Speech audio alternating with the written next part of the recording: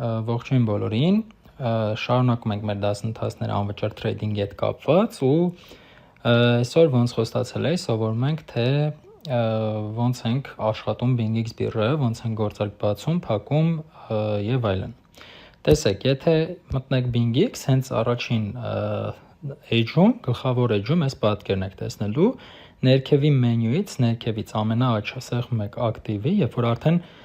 փոխանցում արել եք ու լիցքավորել եք ձեր BingX-ի հաշիվը։ Ինչա պետք մեզ, ինչ գումար որ դուք փոխանցեք, նստելու է ձեր ֆոնդի բաժին, եթե նայեք վերևում ֆոնդի վրա է դրած կարգավորումը ու ձեր ֆոնդի վրա է նստելու այն գումարը, որը որ դուք փոխանցելու եք BingX-ի հաշվին։ Հիմա ինչ ենք անում, մենք պիտի ֆոնդից մեր գումարը տեղափոխենք futures, որովհետև այն գործարքները, որ մենք բացելու ենք, անելու ենք futures-ով։ Ֆոնդի կողքն այս futures-ը եթե տեսնեք, ոնց ենք տեղափոխությունը կազմակերպում։ Հենց ակտիվի որ մտնեք ֆոնդից, սեղմում եք perevod, այս կապույտ սլակները որ տեսնեք, perevod-ի վրա եք մտնում։ Ու ձեր ֆոնդի բալանսից ուշադրություն տեղափոխում եք ոչ թե ստանդարտնի futures-ի, ոնց որ տրված է, այլ բիսրոշնի futures-ի USD-M։ Ինչ գումար որ ցանկանում եք աշխատել, ինչ գումարով որ ցանկանում եք աշխատել, այդ գումարը տեղափոխում եք բիսրոշնի futures-ի։ Օրինակի համար $100 ենթադրենք փոխանցում եք, perevod եք տալիս ու գումարը արդեն նստելու է ձեր futures-ում։ Այսինքն, եթե ակտիվներից մտնեք ֆոնդից տեղափոխվեք futures-ի, futures-ում արդեն ցույց է տալու, թե այդ բայդրությամբ դուք ինչքան գումար ունեք աշխատելու համար։ Այսքանը ինձ թվում է պարզ էր ամենապրիմիտիվ հատվածներ, երբ որ սովորում ենք լիցքավորումը անելուց հետո ոնց ենք սկսում մեր աշխատանքը, այսինքն ֆոնդում ցույց է տալու մեր գումարը, perevod ենք անելու futures USD-M, նորից եմ ասում, բիսրոշնի USD-M, perevod-ի տակ կտեսնեք, բիսրոշնի USD-M-ն է դրած։ Այստեղ ուրիշ կարգավորումներ էլ կան, բիսրոշնի coin-M, ստանդարտնի futures-ը, դրանք մեզ պետք չեն։ Բիսրոշնի USD-M, տեղափոխում ենք այստեղ գումարը։ Ու վերջ, արդեն ձեր futures-ը պատրաստ է, որ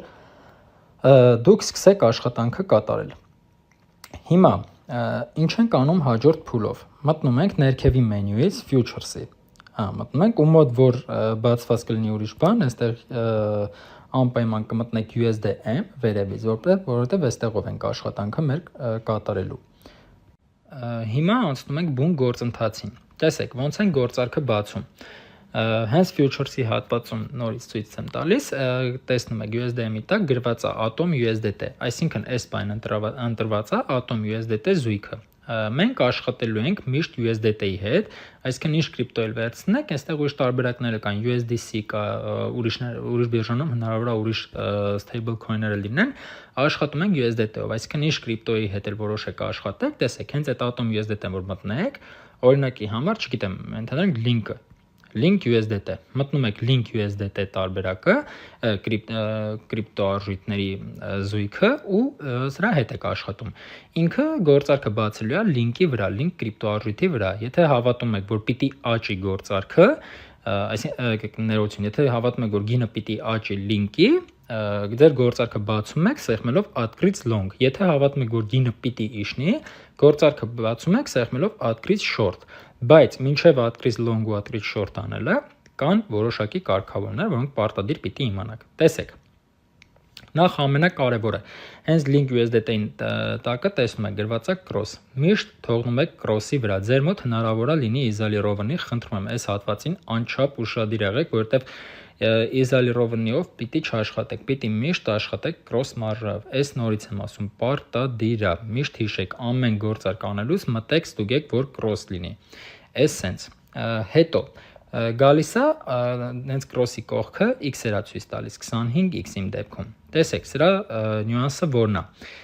Այս ձեր համարեք ռիսկայնությունն է։ Փորձեմ հնարավորինս պարզ ձևերով բացատրեմ։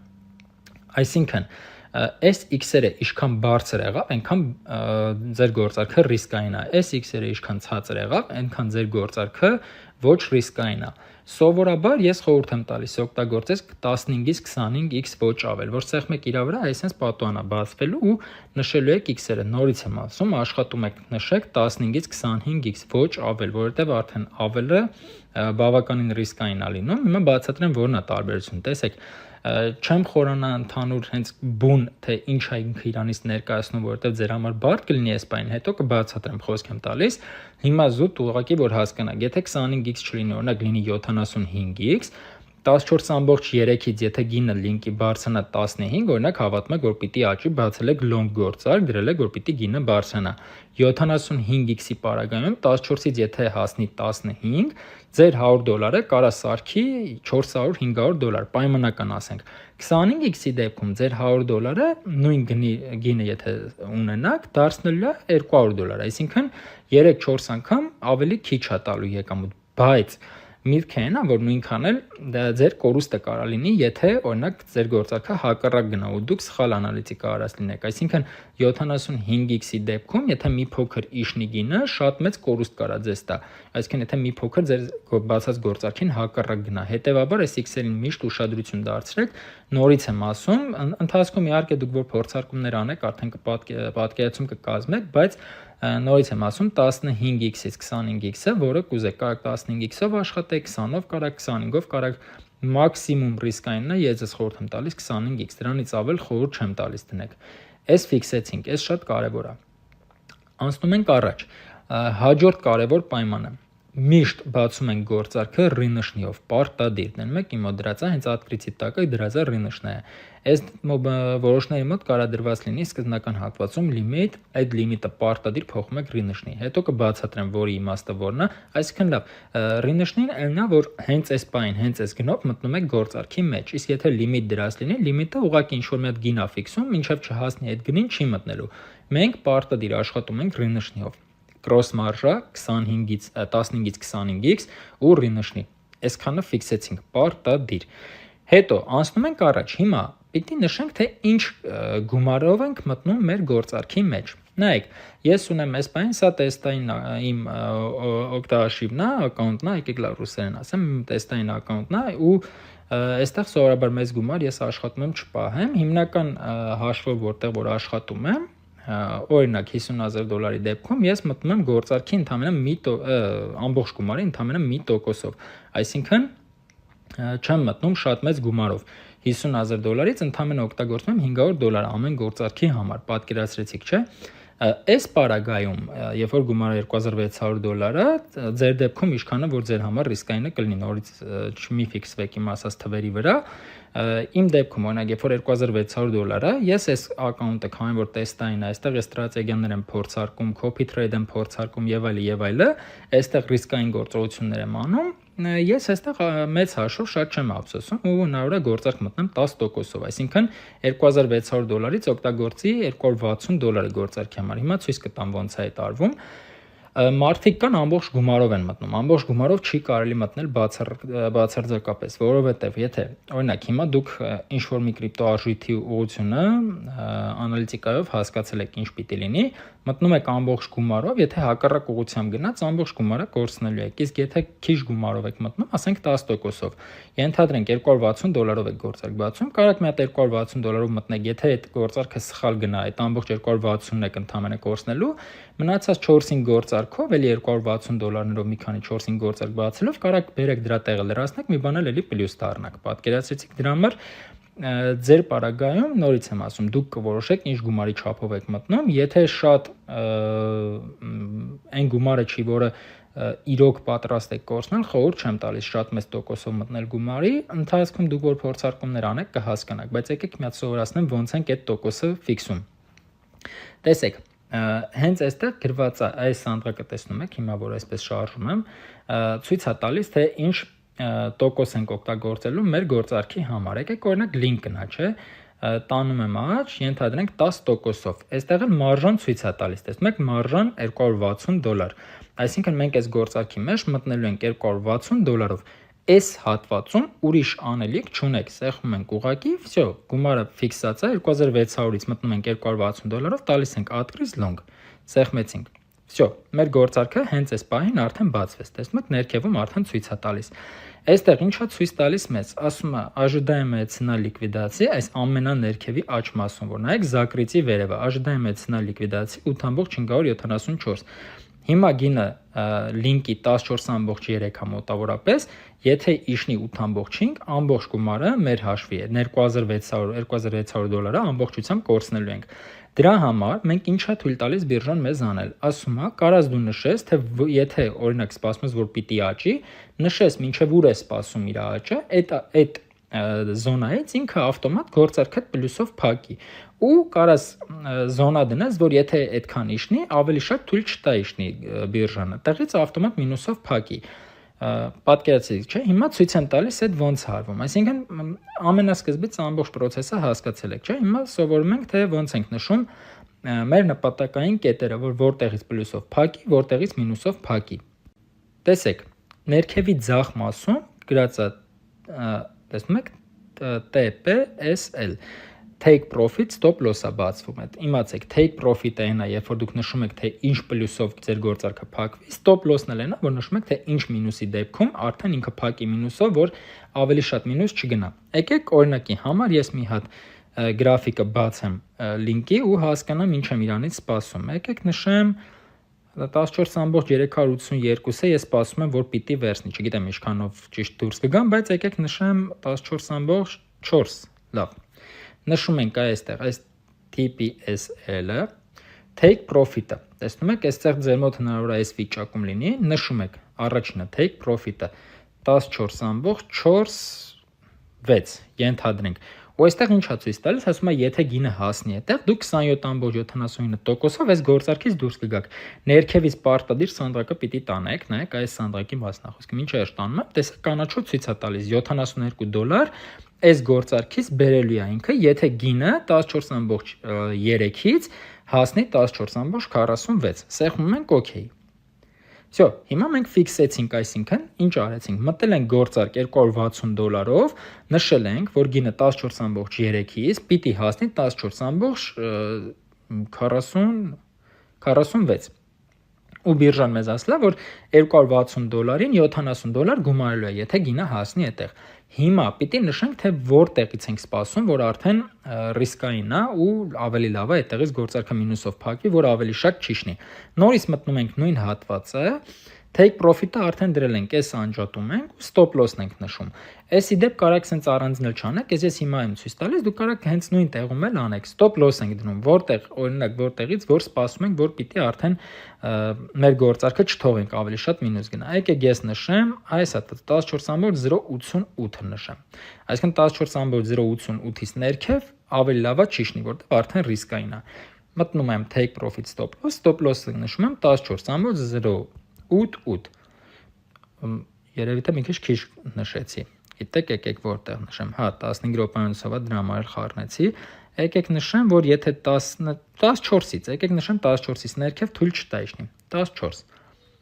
52%, օրինակի համար քաշում ենք մինչև վերջ ու ասում է, եթե 14 իշնի, ինքը ավտոմատ $-137, տեսնում եք, այդտեղ ամենաներքևում գրած է $-137.25։ Մեր գործարքը այդ բaragայում $-137-ով ինքը ավտոմատ մինուսով փակել է։ Սեղմում ենք OK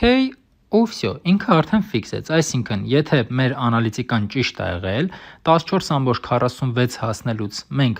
$+70-ով գործարքը փակվելու ավտոմատ դուրս գանք, եթե սխալ անալիտիկա արեցինք, նշել ենք 14-ից ներքև թույլ չտա, 14-ից հենց իջավ ներքև, ավտոմատ ինքը մինուս 100 քանի դոլարով, կարծեմ $160-ով, մենք $160 կկորցնենք, բայց մեծ հաշվով կհասկանանք, որ դե հիմա այդպես ստացվեց, սենց ասած, այս մի գործարքը չստացվեց, ավելի լավ է մենք մինուսով փակվենք, քան ենթադրենք թողենք իշնի այնքան, որ այս $260-ից մենք $500-600 մինուսով դուրս գանք։ Այսինքն, եթե մենք այս մեր կետերը չնշենք, stop loss-ը ու take profit-ը, նորից եմ ասում, take profit-ը այն է, որ նշում ենք, թե ինչ պլյուսով փակվի, stop loss-ն էլ թե ինչ մինուսով փակվի։ Այս long-ի դեպքում էլ նույն process-ն էլ աշխատում է short-ի դեպքում։ Այսինքն, թե հավաքում ենք, որ գինը պիտի իշնի։ Մի հատ տենց օրինակ էլ հետագայում կանենք։ Այսինքն, նշեցինք, որ նշեցինք մեր կետերը որտեղից պլյուսով փակի, որտեղից մինուսով, հիմա ձեր համար հարց կառաջանա, թե ինչ պլյուսներ ֆիքսել, ինչ մինուսներ։ Տեսեք, 25x-ի դեպքում էլ 15 դրական չի, ցանկացած x-ի դեպքում էլ ինչ ձևով էլ որ գործարքը անեք, օպտիմալը սովորաբար 20 գոնե 20% աշխատեք վերցնել գործարքից, պլյուս 20% գոնե հենց արեք, որ վերցնեք գործարքից, որ եթե օրինակ մի հատ գործարք մինուս գնա, որտեվ մինուս գնալուց էլ աշխատեք 100-ից 120%-ից շատ մինուս չթողեք։ Իհարկե այդ կախված է թե ինչ զոնաներ կլինի, բայց մաքսիմալը որ ձեզ թույլատրելի է մինուսով փակել մինուս 120%, այսինքն նենց արեք, որ եթե $260 մտել եք, $300-ից ավել մինուսով չփակվի, լուչը $300 մինուսով կորցնեք, քան օրինակ թողեք, որ ավելի շատ իջնի, որտեվ այդ արդեն շատ ռիսկային է լինելու։ Այսինքն ինչ եմ ասում, աշխատեք պլյուսնել 20%, որ եթե մի հատ գործարք փակեք օրինակի համար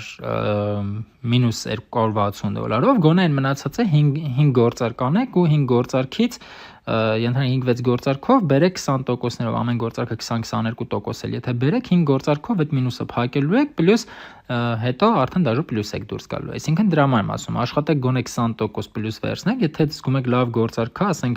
30-35% էլ հնարավոր վերցնել, ինչի՞ չէ, այդ էլ վերցրեք, բան չունեմ ասելու, այսինքն միտքս ճիշտ հասկացեք, էլի, այդ ռիսկայնությունը, այդ նպատակային կետերը, ամեն ինչը շատ կարևոր է, դուք ճիշտ ֆիքսեք, ընթացքում նորից եմ ասում, քանի չեք փորձարկել, քանի գործարքներ չեք արել, այս ամեն ինչը ձեր համար մի քիչ բարդ է լինելու, դրա համար փորձեք ինքնուրույն գործարքներ անել։ Ինձ թվում է այս ամեն ինչը պարզ էր, այսինքն գործարք բացել փակելը սովորեցինք ինչա take profit-ը, ինչա stop loss-ը, take profit-ի դեպքում դնում ենք, եթե սպասում ենք, որ ինչ-որ մի կետում պիտի պլյուսով փակենք, այդ take profit-ն է, այսինքն take profit-ի ժամանակ ֆիքսում ենք այն կետը, որտեղից որ պլյուսով պիտի մեր գործարքը ավտոմատ փակվի։ Ամենակարևորը, stop-ն էլ ասեմ, stop-ն էլ այն կետն է, որտեղից ներքև, որ օրինակ որտեղից ներքև չասեմ, որտեղից էլ որ սպասում ենք, որ արդեն մեր գործարքը սխալ ուղղությամբ է գնում ու ավելի լավ է փոքր մինուսով փակենք, քան ենթադրենք շատ մեծ գումար կորցնենք։ Նորից եմ ասում, եթե stop loss չդնեք, կարող է այդ գործարքը այնքան հակառակ ուղղությամբ գնա, մինչև ձեր ամբողջ գումարը կորցնեք։ Այսինքն այս $260-ը կարող է այստեղ ոչ թե մինուս $260 դառնա, այլ մինուս $2000 էլ կարող դառնա, եթե շատ գործարքը հակառակ ուղղությամբ գնաց։ Դրա համար մենք պարտադիր նշում ենք կետեր, որտեղից որ մինուսով փակի, որտեղից որ պլյուսով փակի։ Շատ մարդիկ ինչ են գումարներ մեծ կորցնում, որտեվ ստոպեր չեն դնում, ուղղակի առանց ստոպերի աշխատում են, իհարկե ոչ բոլորը, մարդիկ կան, որ չեն կորցնում, ստոպ հատուկ չեն դնում, որտեվ շատ պրոֆեսիոնալ են, բայց ամեն դեպքում ինչքան էլ պրոֆեսիոնալ լինեք, միշտ ստոպեր աշխատեք դնել, որտեվ այդ միակ տարբերակն է, որ դուք կարողանաք վերահսկեք ձեր ռիսկերը։ Ես այս մասով դեռ լիքը դասեր կանեմ, դեռ լիքը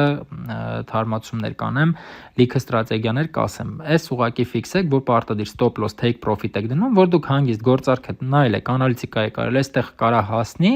այստեղ իջնելուց էլ ենթադրենք արդեն կարա սխալ դուրս գա, всё ձեր ցելերը դնում եք, գործարքը բացում եք, գնում եք հանգիստ ձեր գործերին։ Կգաք կտենաք պլյուսա փակվել, շատ լավ, մինուսա փակվել, ոչինչ, ուրիշ գործարքներով հետ կբերեք այդ մինուսը։ Ամենակարևորը չնեղվեք մինուսներից, նորմալ է, այս թրեյդինգը, մինուսները պիտի լինեն ձեր ստրատեգիայի մի մասը։ Կարևոր է, որ ինչքան էլ կորցնեք, ինչքան էլ վատ գնա ամեն ինչ, չհիասթափվեք, որովհետև սովորելու process-ում եք։ Դրա համար եմ ասում, հատկապես սովորելու process-ում աշխատեք այն գումարով, որը պատրաստ եք կորցնել։ Այստեղ այս нереализованное P-ում որ գրված է, ցույց է տալիս այդ բանին ձեր մինուսը կամ պլյուսը։ Օրինակ հենց այս բանին մինուս $9 գործարքում մինուս է գնում։ Պատկերացրեցիք։ Իդեպ մի բան էլ ցույց տամ, ոնց կարաք փոփոխեք այդ take profit-ն ու stop loss-ը, ենթադրենք ինչ-որ բան սխալ եք արել։ Այս կապուտ посмотреть записները սեղմում եք կապուտի վրա, որը ուզում եք